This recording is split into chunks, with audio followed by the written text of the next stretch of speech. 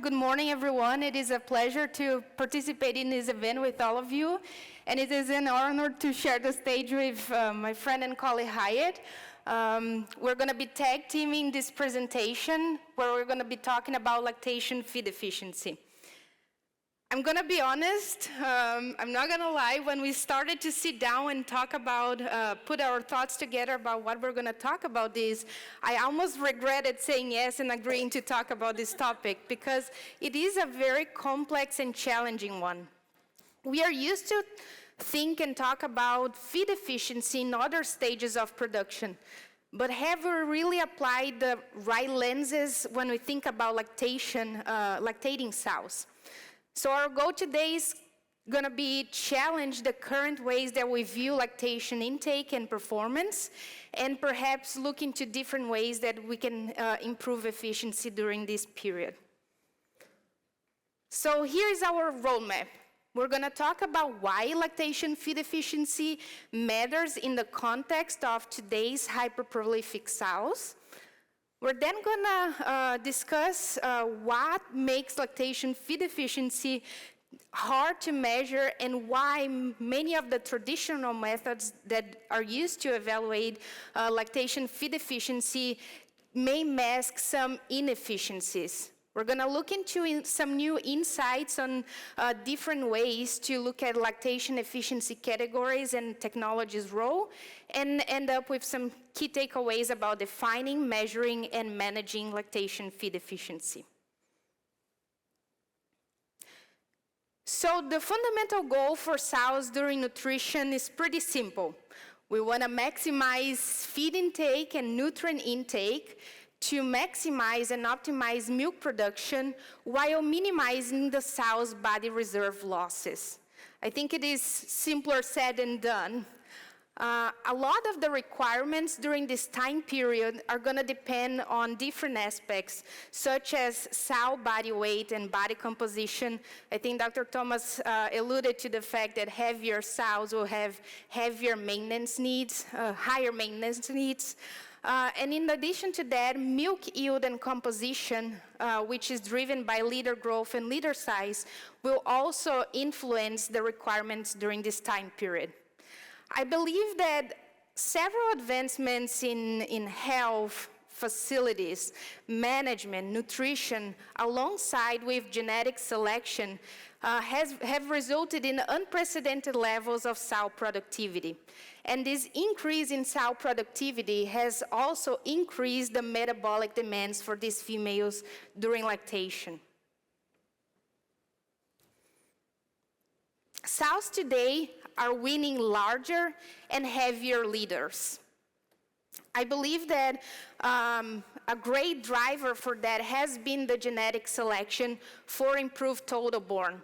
Dr. Thomas has already alluded that on average over time we have seen an increase of over 0.3 piglets total born per sow per year over the recent years. Now, initially, this increase in total born has resulted in a reduction in individual piglet birth weights. However, through genetic changing and adjusting the selection criteria, we're able to reverse that trend, and we can see on the red line here that nowadays total born and birth weight have been increasing concomitantly. These improvements in piglet birth weights have also resulted in a reduction in pre-weaning mortality or an increase in pre-weaning survivability. So this means that these sows are not only producing more pigs, but they are nursing larger and heavier litters. I think this is success, but it also raises the stakes for the lactation demands.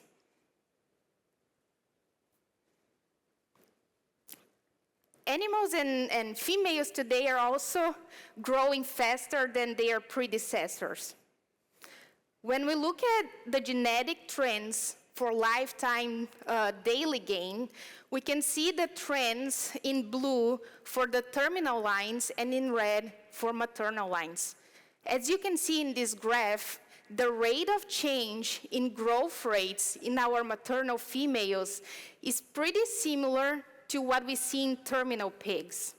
at about 72 to 77 grams per day since 2014. Now, this increase in growth rate of these developing gilts means that if we hold age at first breeding constant, today we are breeding on average gilts that are 15 kilograms heavier than 10 or so years ago. Now, the challenge with increasing gilt body weight at breeding is that we are breeding over 50% of gilts today over the recommended weight range between 135 to 160 kilos. So there is an increase of over 4 times in these heavier gilts at breeding. Now, the heavier gilts, once she's bred heavy, she's gonna be heavy throughout her entire lifetime. If we look at the past, when our average gilt breeding weight was closer to 144 kilos, and we look at the recommended energy intake during gestation, we can see that we are almost covering the maintenance needs for the entire population, maybe with the exception of some older sows in late gestation. Now, if we hold that energy intake constant, with this increase in gilt body weights at breeding, becoming or resulting in an increased sow weight population, that same energy intake may fall short.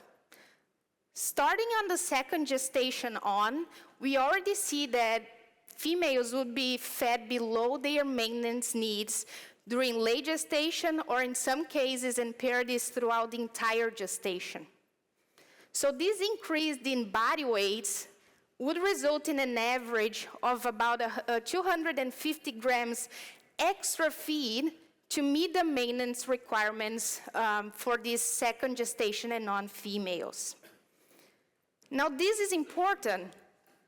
There is some new and recent research conducted by Ron Novales, a student at K-State, where he has been looking into the effects or the dynamics of sow body weight changes in gestation, and how does that impact sow body weight changes during lactation and litter growth.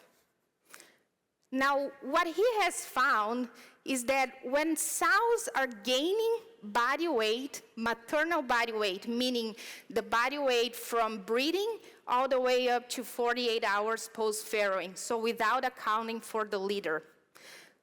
So what he found is that when sows are gaining maternal body weight during gestation, they will go into lactation, they lose body weight to support the milk production and litter growth. Now, when sows are not gaining body weight or even losing maternal body weight during gestation, what he observed is that these sows go into lactation, they are eating pretty well, but they start gaining weight without or at the expense of maximizing milk production and litter growth. So in other words, when sows lose maternal weight in gestation, they will exhibit some compensatory growth in lactation at the expense of milk production. Think of it this way, the sows that are not gaining weight in gestation, they will go into lactation, they will prioritize rebuilding their own reserves, even if it means that the litter will not get as much milk.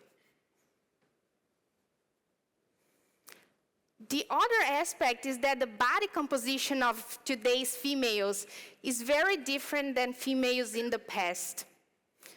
Due to the selection for leanest pigs, we have seen over the years a reduction in back fat measurements in these modern females.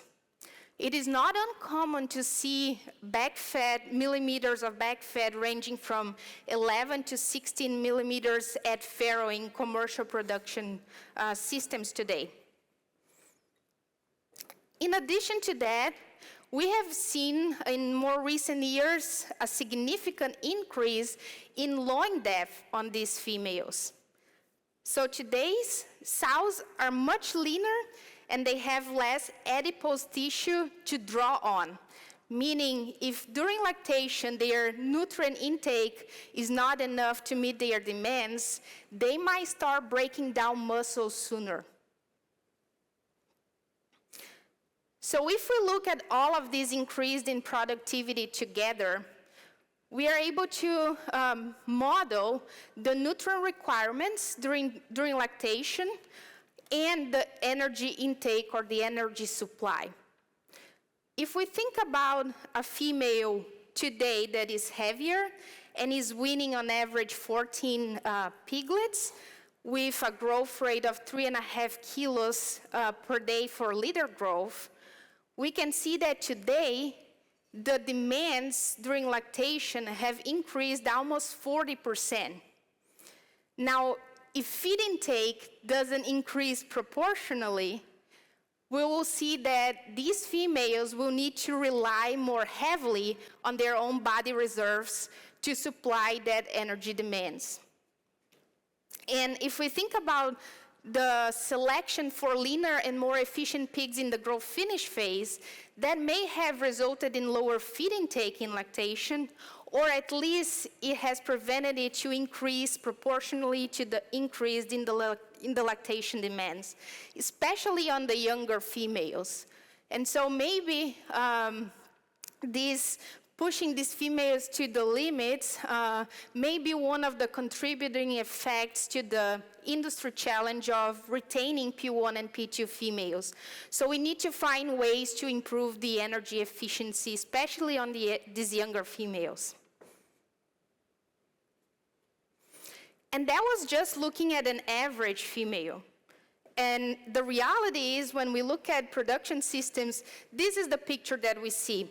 There is a wide variation in lactation feed intake between individual sows and different farms. So there is no such thing as an average sow. In addition to that, we know that the gilts will weigh 15 to 20% less than sows. So anything that we can do, and think about this is just an average, right? So if we think about the lower end of that distribution, we may have gilts that are consuming half of what a sow would eat. So anything that we can do to promote feed intake and nutrient intake in these females remains very critical. However, we need to start asking ourselves if there are different ways that we can improve the lactation efficiency of these gilts.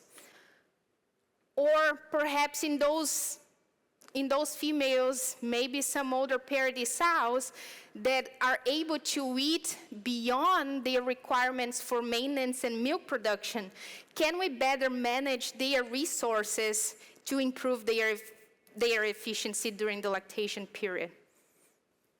So then, that begs the question of really what defines an optimal lactation feed efficiency.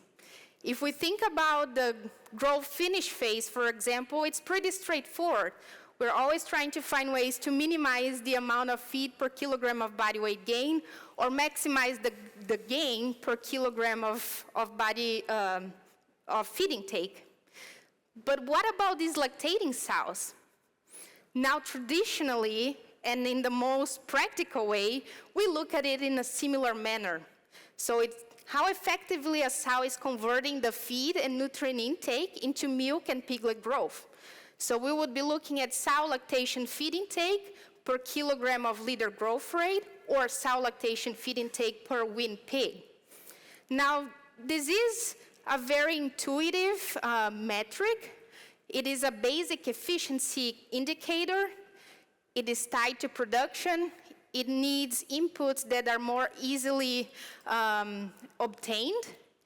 However, this might be a lazy or at least an incomplete way to assess lactation feed efficiency, because it is ignoring what is happening to the sow body reserves. Let's look at one example of two sows. We have sow number 1 and sow number 2. They are nursing similar number of piglets. Their litter growth is pretty similar, but sow number 1 is eating a half a kilo less lactation feed intake compared to sow number 2. So by the traditional methods of evaluating lactation feed efficiency, we will be saying that sow number 1 is the most efficient sow. Now, if we look at what is happening to the sow, both of these individual females are losing similar body weight during lactation, but sow number 1 is mobilizing significantly more back fat and loin depth or muscle tissue to support that milk production, compared to sow number 2, who is even gaining some millimeters of loin depth. So really, is sow number 1 the most efficient sow?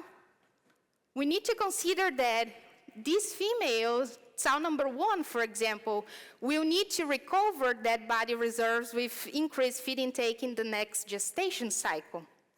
In addition to that, this excessive catabolism may also result in prolonged wean to estrus interval, may result in culling of these females sooner, or even the ones that make it into the next farrowing, they may have compromised litter size. So I think we can all agree that feed efficiency during lactation is not just a feed metric. We need to start looking and taking into account what is happening to the sow. But the question then became, how do we properly account for this catabolism? So Hyatt, to tackle this challenge, Hyatt has reached out and challenged us to start collecting more information and start looking at lactation feed efficiency and defining it in the context of modern females. So we're fortunate enough to have this customer and great partner, Brenneman Pork, and Jeremy is here representing the group to allow us to work with them and generate some information to start looking at this. Now, for those of you that are not aware, Brenneman Pork is a family-owned farrow-to-finish production system located in the Midwest area of the United States with around 56,000 owned sows into production. So Brenneman Pork, at one of their large and highly prolific 10,000 head commercial sow farm located in southeast Iowa with state-of-the-art research capabilities, allowed us to collect some information. This farm is a Proposition 12 compliant farm with electronic sow feeders in gestation pens and over 1,400 GESTAL feeders during lactation that allows us to collect information on individual lactation intake with blending capabilities. In addition, this farm has a scale to allow us to collect sow body weights, along with caliper and ultrasound to measure body condition and body composition. So this allowed us to collect the following information. And when I say allow us, I say that very loosely. We're actually very fortunate to have 2 interns, Trish and Lane, along with some of the GESTAL, Brenneman Pork, and PAC people that helped us to capture all of this information.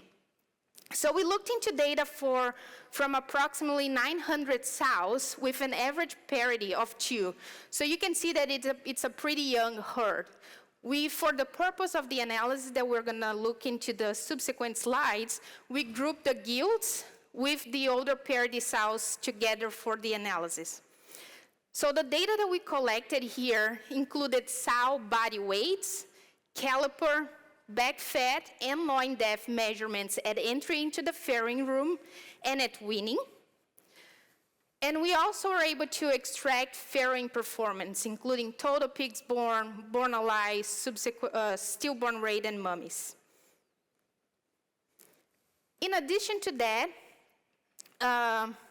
the number of pigs after cross-fostering and at weaning was collected, along with the litter body weights after cross-fostering and at weaning.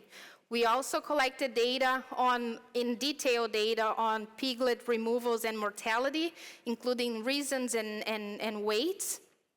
And feed deliveries were recorded by the GESTAL feeders that allowed us to look into individual lactation feed intakes. and subsequent reproductive performance on those individual females.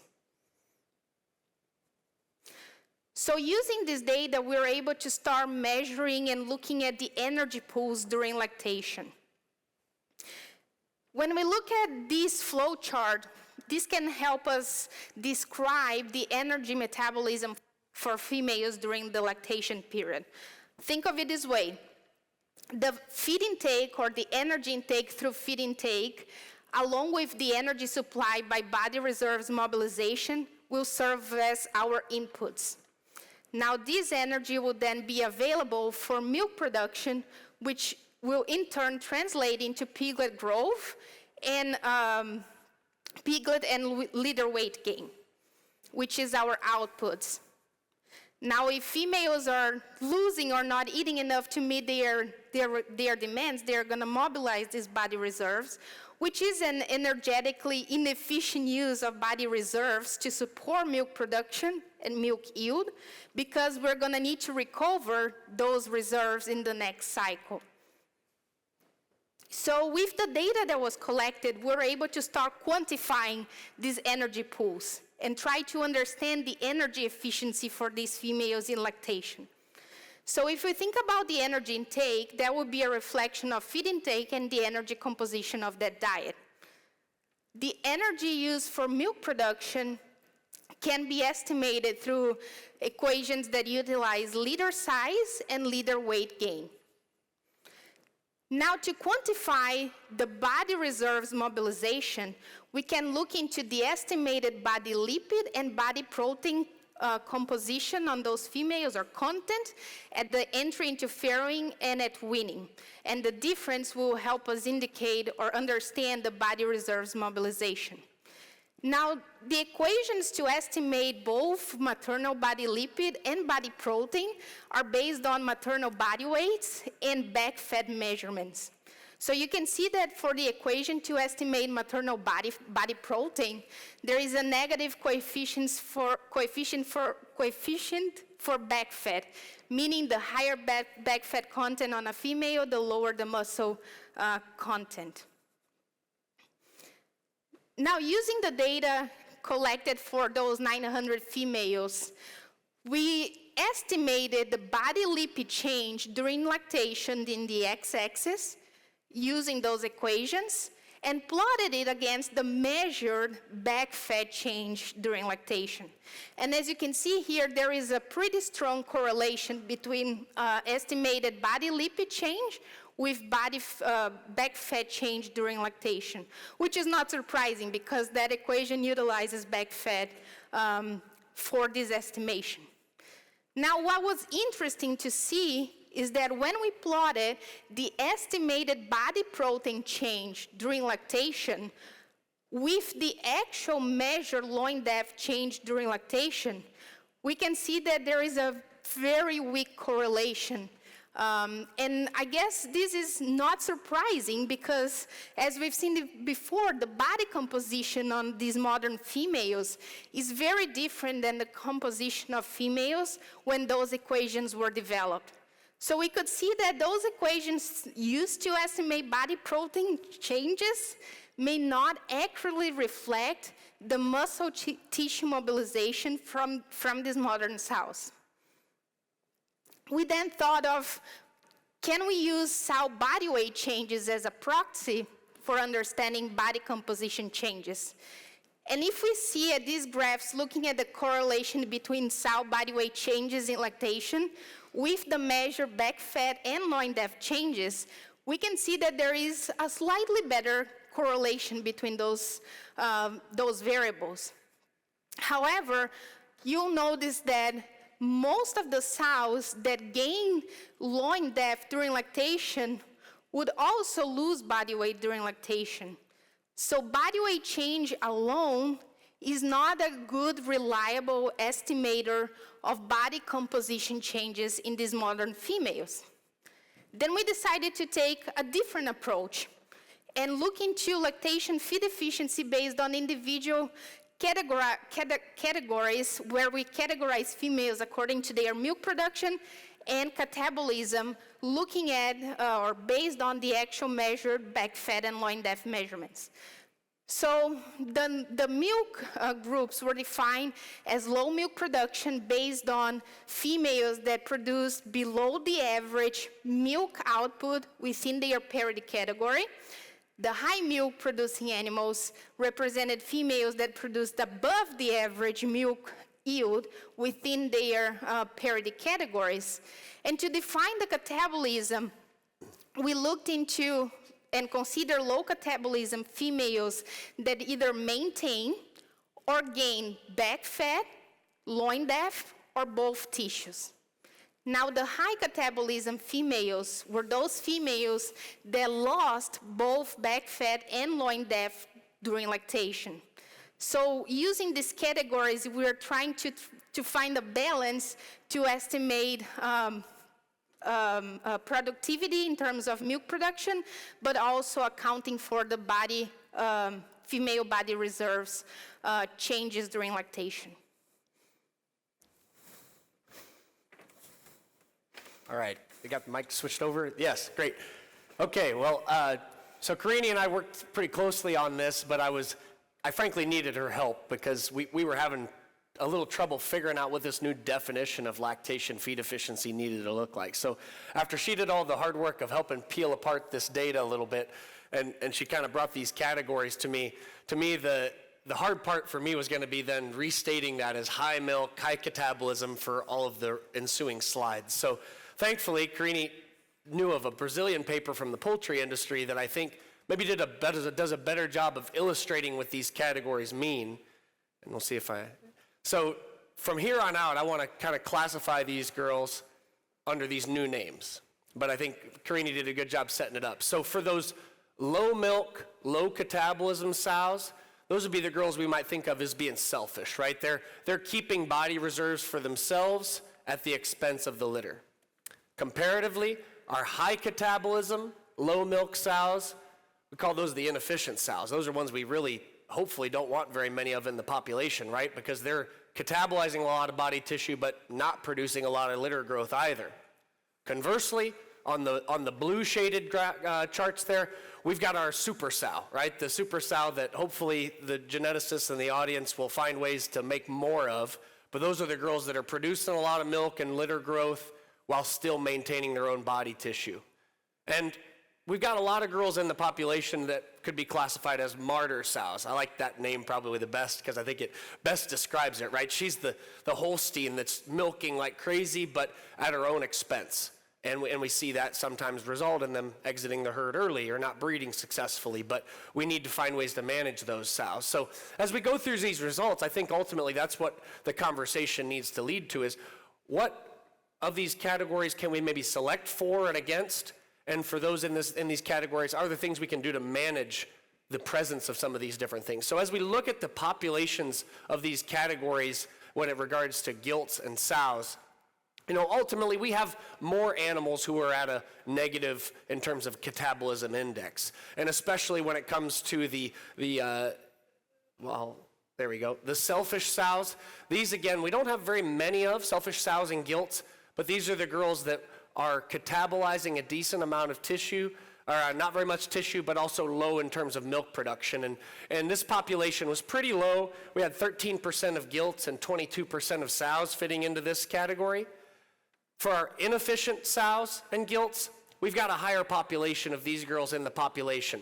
And that's concerning, I think, right? As we think about the population of normal animals in production, if we've got a high percentage of these girls, especially gilts, those are the girls we want to stay in the herd for a long time. I believe it was 35% of gilts and 25% of sows fell into this inefficient category. Conversely, some of the more positive categories, I guess the martyr sow or gilt again, we've got a lot. This is the highest percentage of the population. 44% of gilts, 36% of sows fell into this martyr category. And again, the challenge here is what can we do about these girls? They're milking at their own expense. Are they going to retain in the herd in spite of making a really nice litter? And again, lastly, our super sows, right? The ones that we'd love to have lots of them. Well, we don't have a lot of them. We got 9% of gilts, I think 17% of sows classify as that super sow. And certainly they're the ones that we all want to highlight in the population, right? So as we look back again, this is just that scatter plot of the presence of each of those categories. But to break down more of the details relating to the specific response variables, I'll try to grab your attention to some of these data points so make sure to be reflecting time here. But what's interesting in the gilt population to me, I think it's interesting that the super gilts, as we've named them, surprisingly, maybe contrary to what Dr. Brune said earlier, our gilts that fell into that super category were the significantly heaviest gilts at farrowing with the highest caliper measurement. But interestingly, if you look on the sow side, and it pretty much holds true on the gilt side too, the sows most likely to fall into that super category were the leanest at farrowing with the lowest loin depth or shallowest loin depth. And I think that's kind of telling and maybe goes back a little bit to what stage were they at in gestation when they came into lactation. Conversely, our two categories that have the most severe catabolism index, look at them, both gilts and sows at farrowing. Highest back fat, highest loin depth. I think that's interesting. Maybe they have more to lose. Maybe that's part of it. Or maybe they're at a different stage in terms of their tissue mobilization coming into farrowing. But it's interesting that the girls that fall into those categories that have the most negative catabolism index were the leanest and the deepest loin depth at farrowing. Looking at sow body weight change, Carine already talked about the fact that most animals are losing body weight during lactation, and that was true in our population as well. But you can see that there was a significant effect within feed efficiency category in both gilts and sows. Of course, the martyr sows lost more body weight than the selfish sows. So I think a lot of these next few slides basically just show that the data split on the categories that you would expect as we described. For females that gained weight during lactation, I think this is one of the categories that was maybe one of the biggest reasons why I wanted to do this study, is we've done several studies prior to this, and we kept seeing a surprisingly high percentage of sows in particular gaining body weight during lactation, and that something didn't compute to me about that, and I needed some backup help to help me understand why that was happening. But we can see not very many gilts gain weight during lactation. I think that shouldn't come as a surprise to you. But even in the gilt population, there's about a quarter of the selfish gilts, which were not a small percentage of the total population, that actually gained maternal body weight during lactation. Over on the sow side, quite a bit more, right? 34% of selfish sows gaining weight during lactation. I think overall we had around 30% of our P2 plus sows had higher weaning weights than post-farrow body weight. And I think for many of you in the audience, from a classical standpoint, would maybe call that surprising. If we look at back fat change, I think this one just really fits down the catabolism index pretty clearly. The categories that were negative on the catabolism index mobilized more back fat, right? About 2 millimeters more per category on both gilts and sows relative to the super and selfish girls that have a pretty low catabolism index. Loin depth changes. We did have quite a few girls that gained loin depth during lactation, and Carine kind of prefaced that a little bit. Not very many on the gilt side, and again, this breaks on the efficiency categories pretty clearly, but you can see that in our sows, the average super and selfish sow actually gained a couple millimeters of loin depth, which again, I think goes against the dogma we would assume in terms of the way we were trained and how these girls are mobilizing tissue. When we look at some of the classical measurements like feed to gain, if we just look at litter feed efficiency, you can again see, going back to Carine's specific example, just from that classical measurement, the martyr sows appear to be the most efficient, right? They have the best litter feed efficiency, super sows still being pretty good, but the inefficient and selfish sows being pretty poor. When we look at feed intake, it makes sense that those girls with the higher milk output generally also have the higher feed intake. But when we add a few more things on here like teat count and initial litter size, you can see that we loaded these girls up according to their teat count, with gilts having a raising or nursing about 14.5 pigs and sows nursing about 15 pigs at placement. But look at your weaned litter size. In spite of being placed similarly, because remember, we're retrospectively analyzing these categories, our martyr and super sows weaned about a full pig better than our gilts and sows falling in the inefficient and selfish categories. Part of this is related to the cross-fostering survival that they've got, and concomitantly, they had more litter growth. And so from a litter growth standpoint, we certainly like to see those martyr and super sows in terms of that standpoint. But we also need to look at how does that impact the subsequent reproductive performance. Dr. Brune earlier talked about how robust and resilient these sows are regardless of what they do during lactation. And I think our data from Brenneman's holds pretty close to that. When we look at wean to estrus interval, there's obviously some numeric differences between gilts and sows, but no differences between efficiency categories on wean to estrus interval. As well, no significant difference in the proportion of gilts or sows expressing estrus within 7 days. Although those of you that are coming from the production realm will appreciate the fact that a lot less gilts have a normal wean to estrus interval than our multiparous sows. Looking at girls that farrowed in the next cycle, we were able to capture data from about 2/3 of the sows in the original, gilts and sows in the original data set. But again, no difference between efficiency categories on farrowing rate in the subsequent cycle, gilts being still significantly poorer than the multiparous sows, and those gilts being on their second parity at that point as well. Subsequent total born, this is where we might expect to see something. We typically aren't seeing much in wean to estrus interval, but we might see something in terms of ovulations and subsequent litter size. In our data set, probably not sufficient reps to really detect this with about 600 replicates there. But again, no significant difference amongst the efficiency categories for gilts or sows. And as could be expected, the multiparous sows had a higher total born in the subsequent litter. So switching gears a little bit, we got a few of you guys that were able to be here for our 2022 GESTAL Swine Summit. I don't want to spend too much time on this, but we wanted to reflect back on the feed intake patterns that were originally described by Kaketsu and others at the University of Minnesota in the mid-90s.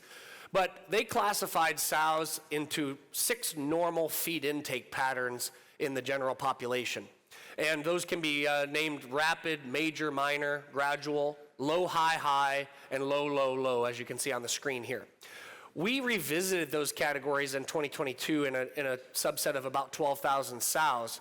And in our study, the percentage of sows fitting into those categories is shown in the blue bubbles there. So you can see that a vast majority of sows fit into what I would call pretty good feed intake patterns like gradual and minor, comprising about 75% of sows in modern phenotypes. However, we do have about 25% of girls that fall into categories that have been linked to poorer litter growth and poorer subsequent reproductive performance, as again described by Kaketsu and others, with about 15% of sows experiencing a major crash or a dip of at least 2 kilos from a previously high intake, or girls that fall into that low, high, high, or low, low, low feed intake pattern where they basically don't eat very well either during the first week for the low, high, highs or throughout lactation for the low, low, lows. And you can imagine our low, low, low girls are the ones that probably are not sticking around in the subsequent mating, but they do exist, and we need to try to manage around those. And one of the key differences between the data from '96 and the data that we presented in 2022 was we found a significantly less percentage of girls that have a major crash. Many of you that are in the audience might have been trained during hand feeding days to limit girls during the first week of lactation because we wanted to avoid that crash in early lactation. Well, we don't seem to have as many of those girls in 2025 as we did in 1996. However, we have a significantly higher percentage of girls in those low, high, high, and low, low, low categories. And I think that's interesting because that really emphasizes the importance of that first week of lactation and getting these girls off and going. So if we overlay those feed intake patterns with our lactation efficiency categories that Carine helped us illustrate, this is a busy slide, but the following one I think will make more sense for you. But what you can see here is, first of all, there's not very many girls that fell into the rapid category, so there's just a handful of sows down there. Majority of the girls fall into the other 5 categories in this definition. But look at your gilts, and look at the percentage of gilts, regardless of efficiency category, that fell into that low, high, high, where they didn't get started off right in their first week of lactation. And for our inefficient and selfish gilts and sows, we've got a much bigger percentage of those girls that fell into those categories associated with poor litter growth and subsequent reproduction. So if we cluster the 3 feed intake categories that are deemed negative against those deemed positive in blue and red respectively, you can see here, again, in the gilts we have a lot more deleterious feed intake patterns. And on the sow side and the gilt side, if my deal will advance, we can see we have a significantly higher percentage of girls falling into the low, high, high, low, low, low, and major crash categories. Seems like there's something correlated here in terms of feed intake with inefficient and selfish sows as well. And so overlaying that, I think, helped us better understand the importance of feed intake and when feed intake is critical in some of these girls. So to summarize study 1, we got another one for you yet too, so be patient here. I know we don't have a coffee break for you, but luckily Marie-Christine gave us a few extra minutes, so she knew I like to go long.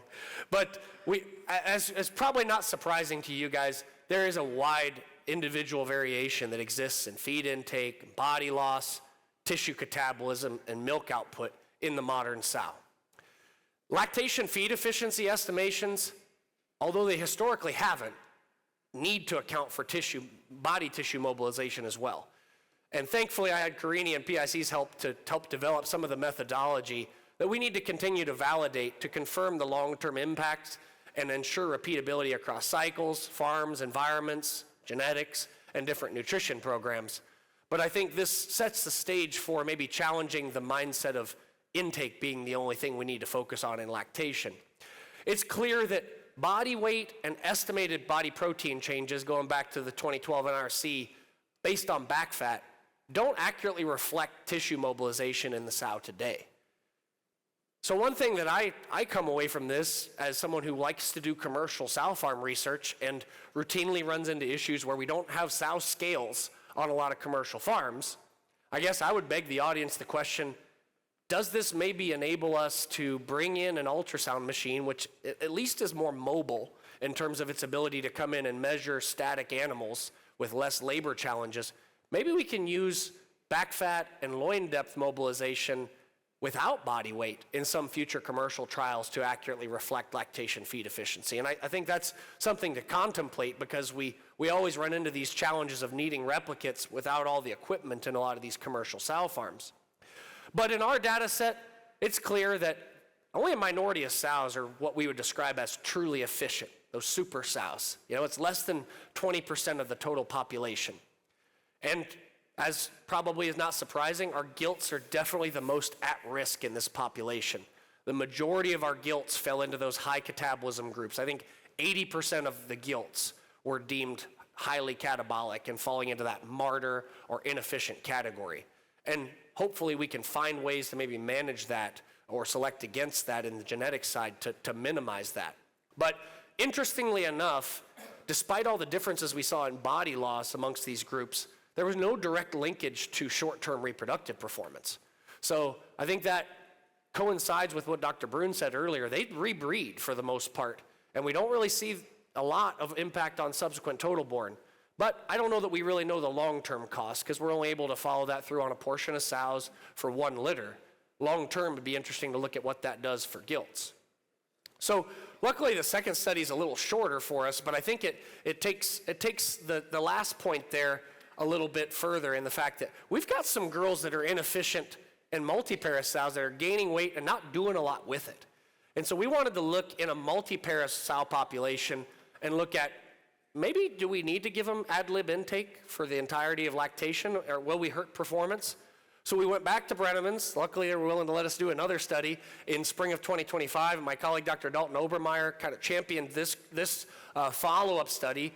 But again, there was 39% of our multi-paris sows that gained back fat or loin depth during lactation. Not a small number, right?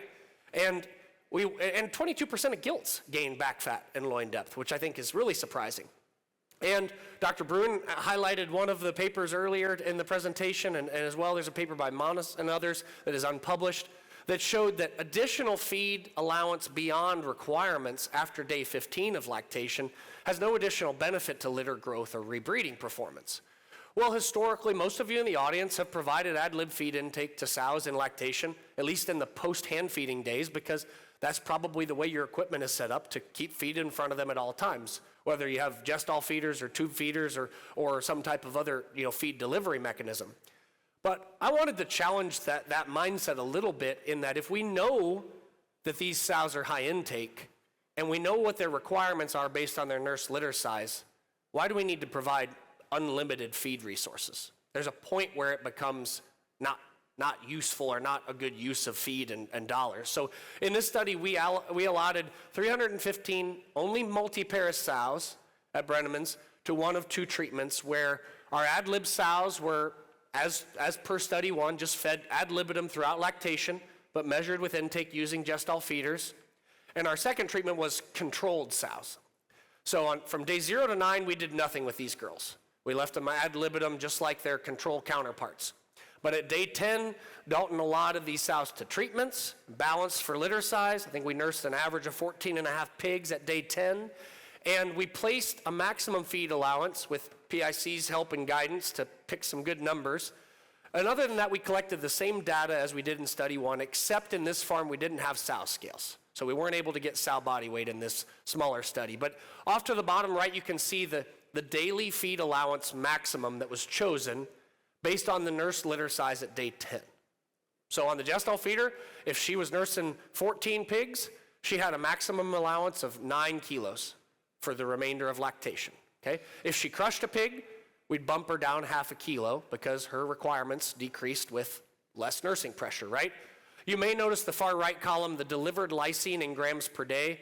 One thing that we were nervous about was we didn't want there to necessarily be a lysine impact on this, so we wanted to make sure we were at NRC plus about 20% for lysine, just to really look at this as much from an energy standpoint and feed allowance standpoint, not complicating this with protein necessarily. But if we look at the results from this small beta test study, you can see that in the 315 sows that we had significantly less feed delivered to the controlled sows to the tune of about 700 grams a day with no significant negative impact on piglet gain, back fat change, caliper change, or even subsequent reproductive performance. Now I will put an asterisk that we were only going to be able to get a subsequent reproductive performance on about 220 sows, which is pretty small population. So again, I think this needs to be scaled up a little bit, but it's at least encouraging that putting the caps that we chose didn't negatively impact performance. And we saved quite a bit of feed per sow on these girls that we allocated this to. And within the girls that fell into that controlled category, the max intake allowance, for those of you wondering, was hit on a total of 26% of the days where a cap was in place. And of the sows on the controlled limited intake, 54% of them hit their cap at some point. Because obviously in that population, there's some girls that were poor eaters and some girls that were good eaters, just like in the ad lib population, right? One of the unintended benefits that I know Dalton brought back to us was that the farm workers loved the girls on the controlled treatment because they didn't have to clean any feed bowls, right? So that's a double-edged sword, right?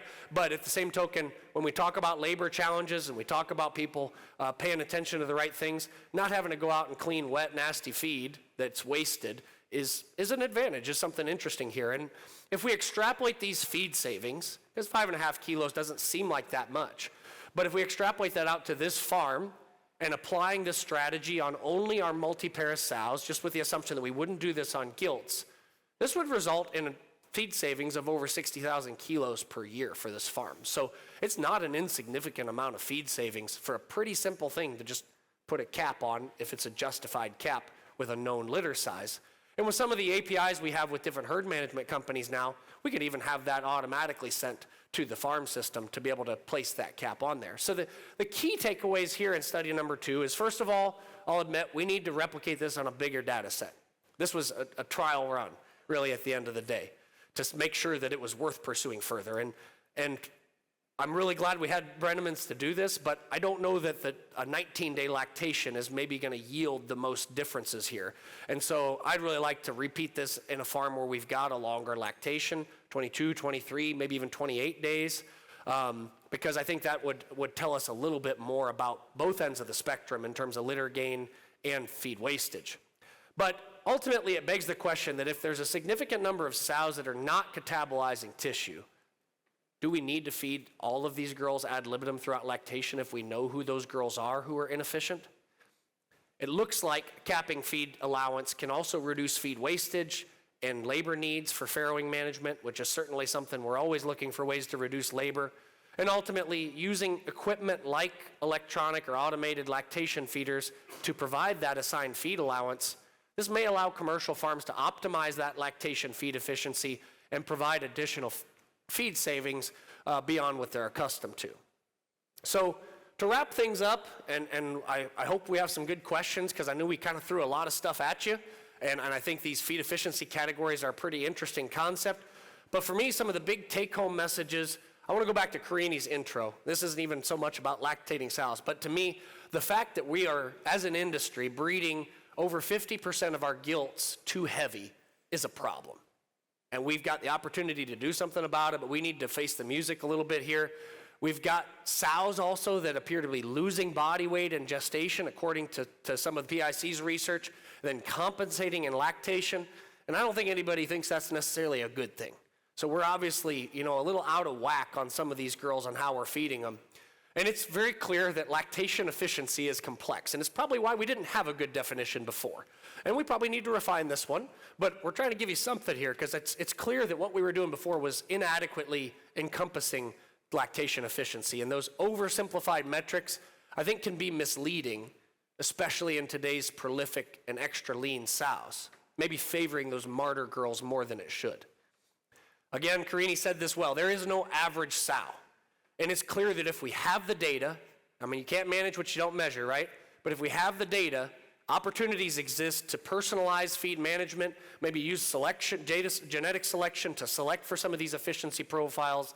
But I think we can maybe start to pull apart this data a little bit more. And ultimately, it's this technology and data that enable genetic selection and precision feeding to better manage lactation feed efficiency. I think this data clearly shows that. The question is will we as an industry embrace it, or will we continue to bury our head in the sand and just pretend that lactation feed efficiency doesn't matter and all we need to do is maximize feed intake? So with that, appreciate your attention. Very much appreciate Carine's help in preparing this. Want to make sure we recognize again our collaborators who helped us with the data collection and our interns from last summer, as well as Dr. Dalton Obermeyer and PIC's product validation team. With that, I appreciate your time and would entertain any questions.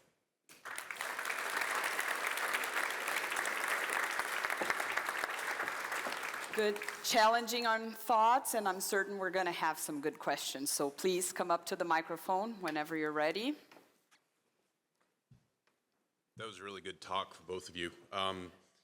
Do you think that there could be any connection between earlier growth, feed efficiency, average daily gain in relationship to the categories of the sows that you just mentioned? The martyr, the high prolific, can you see that? Do you think that we could go back in time, analyze maybe some of the earlier growth data to try to select? Like in gestation and in GDU stage as well? Like feed efficient, like the most feed efficient gilt, does that translate to the best milk producer? I think that's a good point. With this data, it's probably the very first time that we are looking at these categories in this way. So there is still a lot of understanding, right? How is the distribution of these different lactation efficiency categories or buckets in different environments, across different farms, nutrition programs, etc.? Is it replicable, even because this was just data representing one lactation cycle, right? So we don't know if females that fall into one of those buckets in one lactation, is she gonna fall into the same bucket into the subsequent cycle? Now, I think there is a lot of interactions here with previous management before they get into lactation. I don't know, that is an interesting thing to look into, if those females that were the most efficient ones during the growing phase, if we have more of those into any of these categories. But certainly, for example, the selfish category that Hyatt was describing, I think what we are learning more and more with these heavier heavier gilts at breeding and becoming heavier sows, if we are not adjusting the energy intake in gestation, we're seeing that they are losing maternal weight in gestation. They go into lactation, and then they start regaining their reserves, right, at the expense of the litter growth. So I think there is a lot of interactions with other stages of production that we need to try and gather more information and understand better if it's management or if we can start selecting for some of these categories that are more favorable. The only point I'd add to that is also, is it repeatable? Right, in subsequent litters, is the inefficient sow inefficient consistently? Is the super sow super consistently? And it's kind of also interesting, right? In hindsight, I wish we would have had that gestation gain with this data set, which we didn't look at, but hindsight's 2020. Some of that data that Carine was pointing out was from a different data set, but at some point it'd be really nice to have all of that, right? It's, of course, the research answer is we need more data. I'm just thinking with the whole concept of precision, we should be able to get to that kind of thing. We're talking about gilt, so growing them and getting more data on them to try to analyze that. It would be interesting. Yeah, I agree. Thank you. Really interesting presentation, and certainly makes me rethink my recommendations on how we're feeding sows and lactation. I'm curious particularly about the martyr category, so that's our highest percentage of females, it seems like, in these studies. So what opportunities do we have to help these girls out, right? They're giving it all to the litter at the expense of themselves. So where do we go from here with this information? What opportunities do we have? Yeah, great question. And I think, again, that was the greatest population in both gilts and sows. I think it was 44% of gilts and 35% of sows. And it's clear they're prioritizing that litter gain. So I guess to me, Dr. Carroll, the things that come to my mind are going back to precision feeding and phase feeding. Maybe this is where incorporating other diets for those girls, which, you know, particularly that first litter gilt, she's usually limited in terms of intake, right? Her physical capacity to eat enough is limited. So in those girls, can we supplement nutrients in conjunction with that to offset some of that body weight loss and tissue mobilization? Maybe. And I guess on the flip side of that is maybe some of it's about nursing management too, right? I mean, maybe some of these girls are just overcommitted. I'm probably not the one to speak on that, but maybe we need to think about how we're loading these girls up, and maybe if we know that they're at risk, maybe those are girls that don't necessarily need to be nursing 16, 17, 18 pigs. But hopefully we could do it with feed, because that'd be, I think, easier to implement in the field. Thank you. Thank you. I'm wondering if you consider the age of the gilt and how it played into all this. No, we didn't have that data necessarily for here, but it's obviously a factor, right? I mean, as Dr. Vier showed, the percentage of gilts getting bred at a heavier body weight, I think that probably goes hand in hand with us breeding more gilts older than we'd like at times, right? I mean, I think ultimately that's just some of the realities of production that we come to with disease challenges and the way we bring gilts into the herd. At least from my perspective, seeing farms that are implementing new programs or new startups or retrofits, we're constantly challenged with having older gilts at breeding than we'd like, and then we deal with some of the consequences, the negative consequences of being bred too heavy.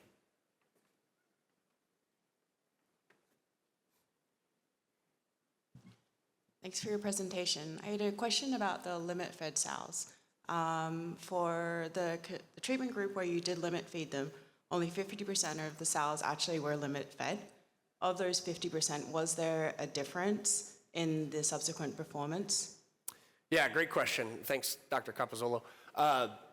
So we were curious about that too, because we wanted to see, all right, well, not all the girls on the controlled treatment hit their cap, but the ones that did, was there any negative indications for them on subsequent reproductive performance or litter growth? And again, this was about 60 sows, so keep that in mind. It's not a ton. But as we looked at that, their subsequent total born was 18.3 as well. So we peeled them out of the data to look at them compared to our ad libs, and no difference in that population with subsequent total born or litter gain either. But again, that's something certainly want to look at with more replicates, but it is interesting that a decent amount of these girls never hit that cap or only hit it for one day. And it's curious whether that's good or bad or what. Interesting. talk. A lot of deep thinking on lactation feed intake. So you alluded to there's a genetic component to it. You have all the genetics companies here. Based on your understanding and thinking on it, how would you advise the genetic companies? How do they select for lactation efficiency? Well, I guess from my standpoint, and I may let Carine, who works for one of the genetic companies, comment too. I guess for me, it starts with we got to have the tools to measure lactation feed efficiency first, right? And most of our farms don't have that. So we were blessed to have that in the Brenneman system, but I think ultimately it comes back to you can't manage what you don't measure. So if it looks like if we can measure individual feed intake with some type of electronic feeder or automated feeder, that's one piece of the equation. It looks like ultrasound for loin depth and back fat or some reflection of tissue metabolism is also pretty important. So if we can check those two boxes, I think that's going to be pretty key. Then the question comes is, do we need to do this in our GGP herds or in our multipliers or in our commercial herds? I think it's probably all of the above, right? But I think that's where we need to start is we got to have the ability to capture this data because right now I think we've just been pretending it doesn't matter in a lot of cases. That's good. So let's take you to that next part of that. Let's say you have that data. Then how do you select? What are you selecting for? I know that's a more complicated one. Yeah, well, I can claim that I'm not a geneticist card, but to me, if we can find the SNPs or the right genes that are more likely to fit her into that super sow category, if we agree that category is defined properly, then it's looking for those genes in the population and trying to select for them while not negatively impacting others, hopefully, either, right? We obviously don't want to single trait select, but I think as of right now, it doesn't appear that there has been a lot of intentional selection pressure towards that. Sure. And maybe it's just as important to select against the selfish sows, right? That might be more important at the end of the day. I don't know. But that's where I would be trying to pull those categories apart. Maybe if I can add a comment there Please. too. First, we're very curious to understand, is this repeatable, right? Within a sow and across different environments and how we raise them. But I would also be curious because a lot of the data that we showed here and Dr. Thomas and in the literature really, when we look into this excessive catabolism, we're not seeing much of that negative impact in the subsequent reproductive performance. So it's looking like these sows are somewhat resilient. On the short term, I think we need to start looking at this into consecutive cycles and trying to incorporate the retention and longevity piece and how does that play a role into these different buckets as well.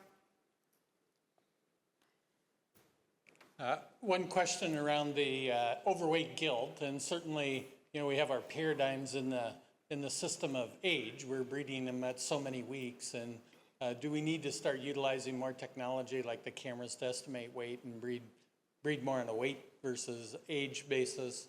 And then the other question was, have you started to work on an economic model to look at cost-benefit analysis of the different categories? So on the weight scenario, I certainly think that's probably, besides breeding on second heat and all of that, when we think about the targets at first breeding, probably the weight is one of the most important ones as well, relative to age. We're seeing that these females are growing faster during the growing periods, and if we don't adjust the age at breeding, we're gonna end up in these scenarios in several occasions, right, on breeding heavy gilts, and especially when we have disease challenges and have these off-site breeding projects that we end up breeding older and heavier females. Now that's an area, if we think about genetics, these females that have the potential to grow faster are your most productive females. So that's not necessarily a bad thing, but how can we manage them better?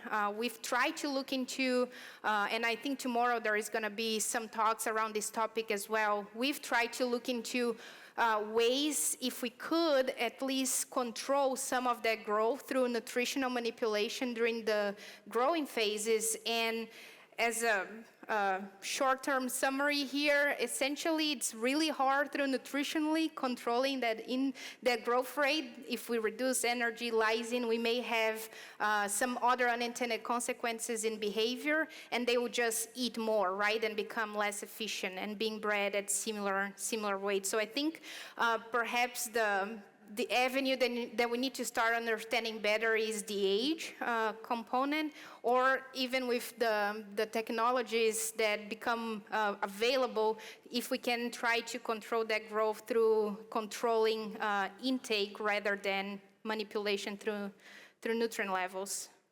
But I think it's really important, and unfortunately today, not a lot of systems will have that data, right? Because there is not scales in all of these farms, and we don't measure it. But I think in the future, that's probably the way to go in trying to better understand weights and help us better management in their subsequent gestation and future stages. Yeah, we may just need to worry less about age and more about weight, right? Yeah. We need to understand still what is that minimum wage, but I think if we don't start, reducing some of that age, we are going to end up with heavier and heavier animals. So that's an area to tackle and understand better. Perfect. We have one more question, and then we'll be about out of time, so please. Relate to the last point that you just made on gilts, feed intake, and are we reaching the point now that we have to look at individual precision feeding for gilts, at least in the later phase of growth, to be basically looking at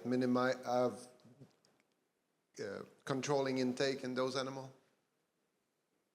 Well, I didn't chip in on that conversation earlier, but it's obviously an important direction for us here at GESTAL to be going into that space, because I think it's a real industry need. It's clear that nutritional manipulation, as Carine described it, doesn't appear to be able to do it single-handedly, and so we've got to look to other methods such as control and intake, and I think it provides the opportunity to reduce variation as well if we're feeding to the individual. And it doesn't look like some of these challenges with gilt breeding projects and disease challenges are going away anytime soon, at least in North America. And so we've got to look to other methods. And back to the cost-benefit analysis, to me, when you really start running the numbers on if we can get one more litter out of this gilt or out of 10% of our gilts, it doesn't take very long to pay for some different technologies. And so I think we've got to run more of those economic cost benefits, because that looks like pretty low-hanging fruit that I don't think we've really taken as far as maybe the data would suggest. And so I think it's absolutely a huge opportunity for our global industry to manage these gilts, especially in the last 8 weeks of GDU, 8 to 12 weeks of GDU, as I think the key time period. Great. Dr. Vier, Dr. Frobose, thank you very much. Appreciate it.